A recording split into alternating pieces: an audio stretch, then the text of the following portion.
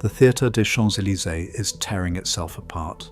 Fists are flying, audience members screaming over music so aggressive, so primal, it sounds like nothing anyone in that room has ever heard. And in the middle of all of it, one man sits completely still, Igor Stravinsky. How could a piece of music cause a riot? And what does that say about Stravinsky's genius? Every seat is packed, aristocrats in silk gloves, critics clutching programs, artists whispering in the balconies. The walls, still gleaming from the theatre's recent opening, seem to vibrate with the crowd's energy.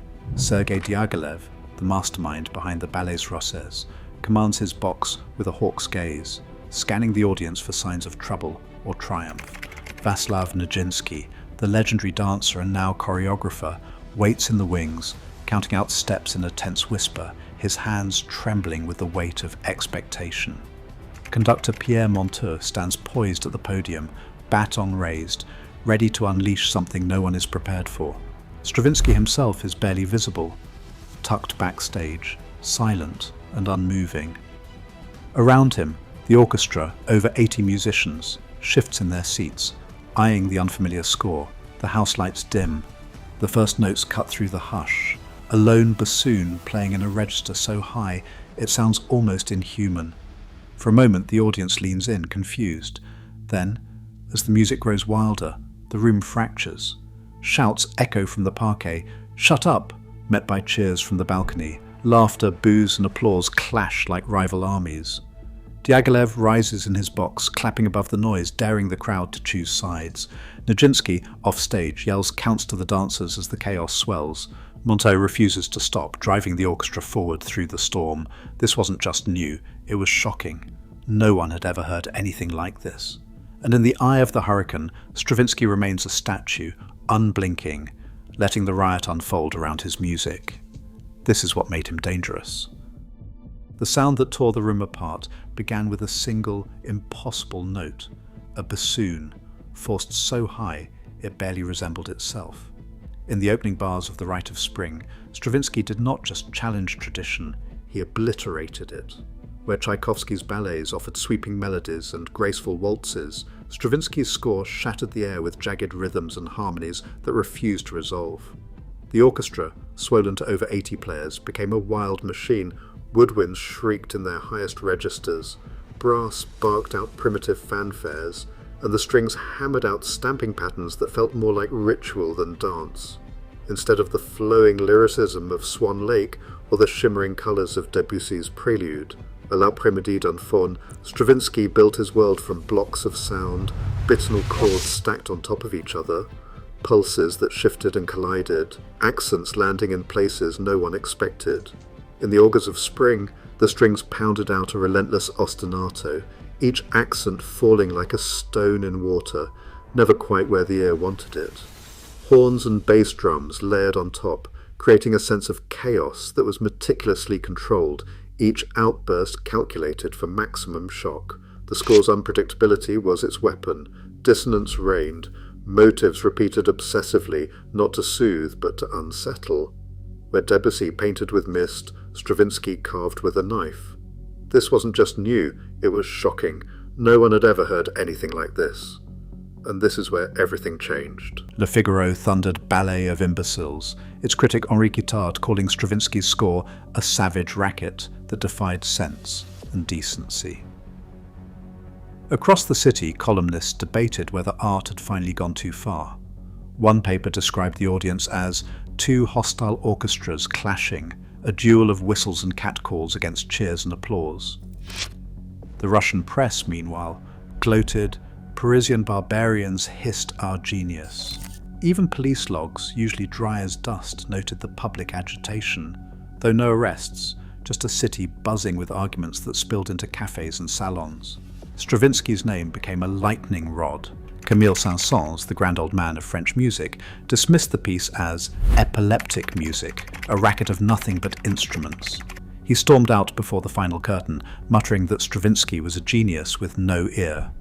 For the traditionalists, this was not just a bad night at the ballet, it was an attack on everything music was supposed to be.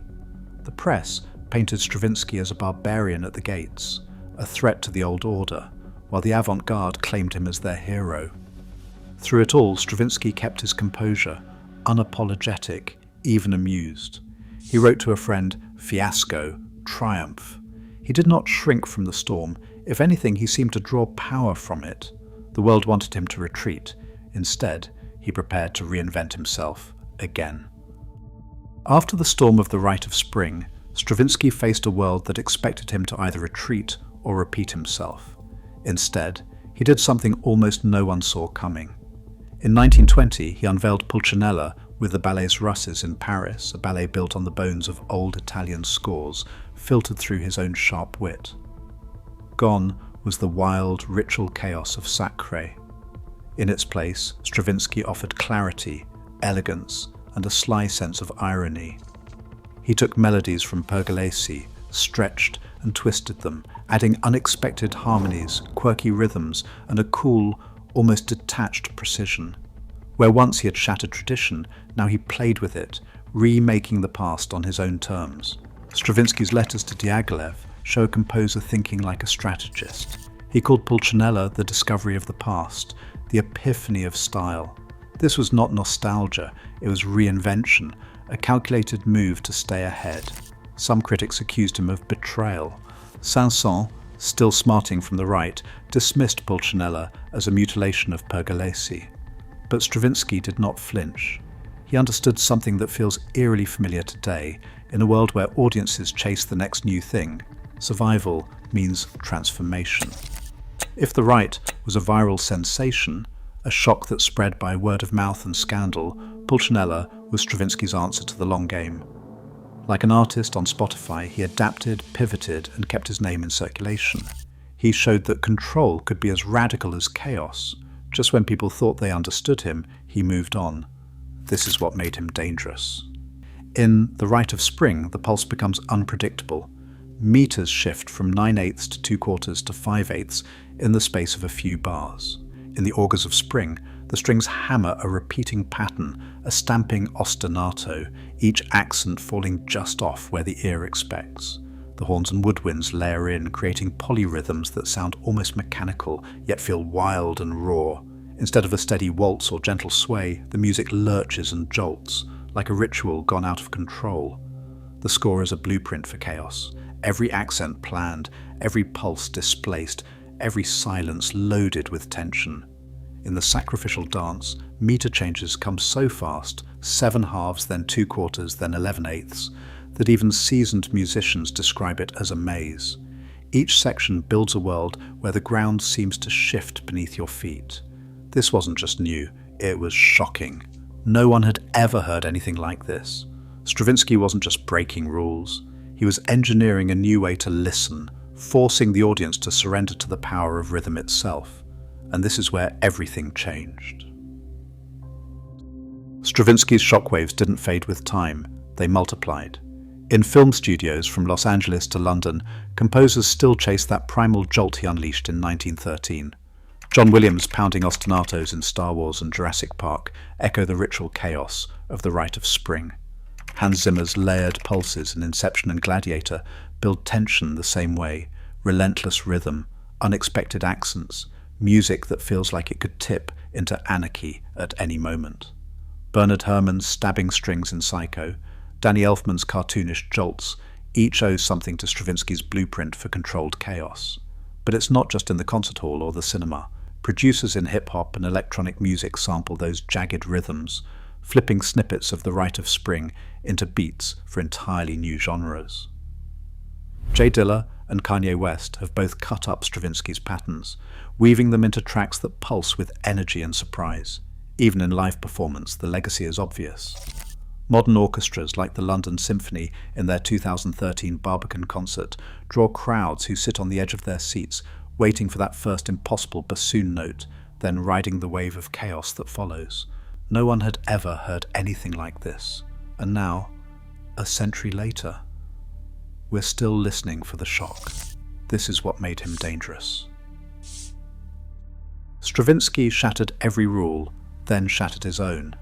No one had ever heard anything like this, and still today, music chases the shockwaves he set loose. He didn't follow music, he pushed it forward, and when the world resisted, he pushed harder. How far are we willing to go?